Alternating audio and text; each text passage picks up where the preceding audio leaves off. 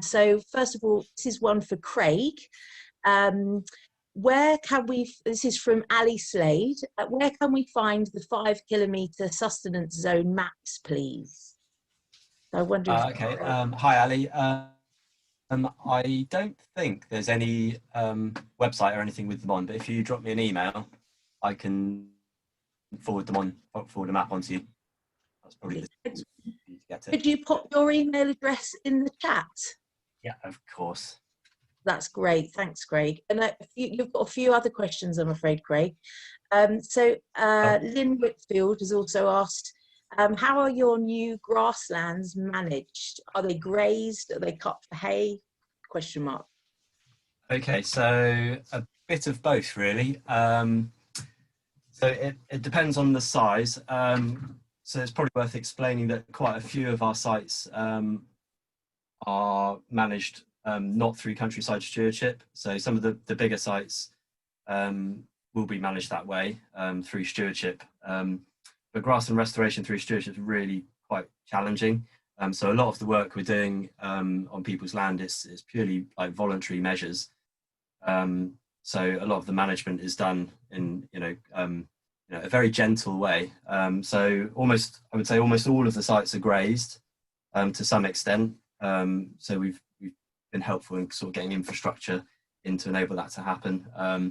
But ideally, we like to see some sort of cutting followed by aftermath grazing to get that sort of traditional hay meadow management in place. Great, that's lovely. Thank you. Thank you. Stephen Prowse has asked, what size are the 8-node maternity roosts? Do you think there are more to be discovered by radio tracking, for example, and are there roost requirements similar to brown long-eared bats? So the first one was, what are the size of the 8-node maternity roosts? That's the first question. So that's quite a simple question without a very simple answer, I'm afraid. They vary in size from somewhere around 4 bats all the way up to, it depends what year we monitor, but it's the biggest one that we know of is somewhere between 16 and to 30 bats historically. So if you look at Orly Rasgor's work, which was kind of the basis for my project, she mentioned that any roosts with more than 3 bats could be considered a maternity roost. So that because the population's so low, quite often the maternity roost could potentially be very small. Mm-hmm. We generally look at 4 bats or more as a maternity colony. The numbers really do fluctuate quite a lot, and it's quite challenging because it's quite a short-term project. It's quite challenging to glean any significant information from that, that short 3 years of monitoring. So the other questions were, do you think more will be discovered? Absolutely, yeah. I'm sure there are more roosts out there. I think the grey long-ears are quite a tricky species in that we don't really know a huge amount about how they use their roosts. So often there's a main roost and then lots of sort of isolated roosts close to it that might be used by single bats. So that, yeah, I'm sure there's more significant roosts out there to be discovered. We've discovered a couple since several new records of single bats since the start of the project. And yeah, and some of those in areas without any known maternity colony. So there's definitely more out there to be discovered. That's great. Yeah, tracking that would be quite a tricky way to discover. We generally pick up new records through bat carers who injured bats into care, and sometimes they turn out to be a grey long-eared, and also just by ecologists often out there, working on roost developments or whatever, and then the bat group as well, collecting more data. They quite often pick up grey long-eared records. But yeah, probably not by radio tracking. We generally, radio tracking is potentially quite invasive, and without a really good reason for doing this on grey long-ears, I think it would be something I wouldn't like to do, unless we've got a really good methodology in place. Yeah. I've just looked at the last question. Are their roost requirements similar to brown long-eared? Yeah, they are. Yeah, very, very similar. Yeah, they like big open roof spaces, often stone buildings with slate roofs. Yeah, very similar to brown long-eared. In fact, some of the sites that we know of, they do share the roosts with brown long-eareds, which makes the monitoring really challenging because they sound very similar, they look very similar. So yeah, roost requirements are very similar to brown long-eared. One of the things that separates them is their foraging habitat in terms of their ecology requirements. That's great. Thank you so much, Craig. No problem. And we've got a little question. There's a question here for either myself or Helen might be the best person to go to. Any examples of challenging community engagement and how that was overcome?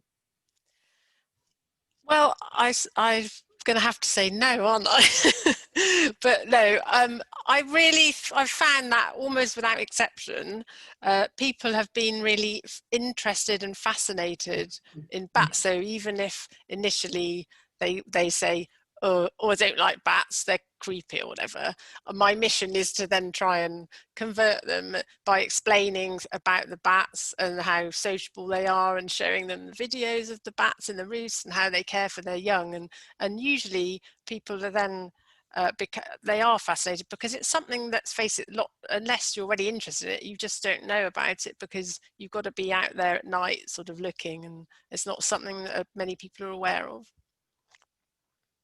Yeah, I agree. It's once you get talking to people, everybody's pretty much on board, aren't they? It's very I did see just another question, the question about the Bat Buddy Award from somebody. Yes, I have put the link to the stuff that we do have on the website at the moment. So it's not run as an online award at the moment, but there is lots of information there, and also on the downloads page. But yeah, actually, my idea is that any school could take part in that Bat Buddy Award once it's online, and be it mostly I've worked with primary schools, but I have worked with secondary, so those activities can be adapted easily enough for any age group, really. And I should mention, there's also some information, the Bat Conservation Trust, on their website, they also have a very good educational pack that you can download with tons of different activities on it. Great. Thanks, Helen. Thank you. We've got a question from Sam Pickering, who's in North Devon. I believe this is for Craig. How important is the coastal path to the grey long-eared bat for commuting? And do you think this is something that may be seen in North Devon? Yeah, cool. I was just partway through typing a response to Sam. No, okay, lovely. Yeah, no worries.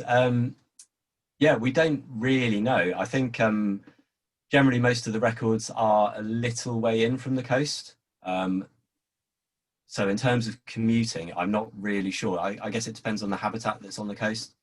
But I think potentially moving from summer roosts to winter roosts, it could well be that they're hibernating in sea caves.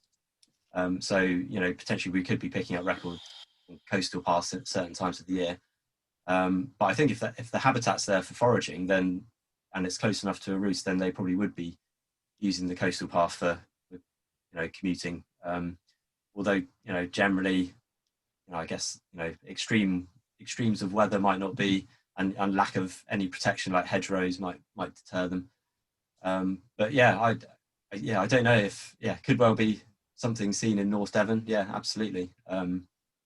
The North Devon population is something we don't really know a lot about. So, like I said earlier, my project isn't really focused on trying to find out new information about them. But I kind of wish it was, to an extent, because there's so much more to learn. Yeah.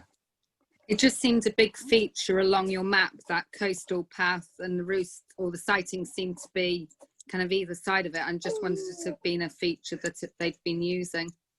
Yeah, not that we know of, but yeah, I don't see why they wouldn't be if it's not not too exposed, and the habitat's there. I don't see why they wouldn't be. Thank you. Yeah, no That's worries. great. Thank you so much, Sam, for your question, and thank you so much, Craig, for your answers. And thanks to Helen as well for your answers there. And a huge thank you to all of the speakers that came along to talk about what they've been doing in those community groups.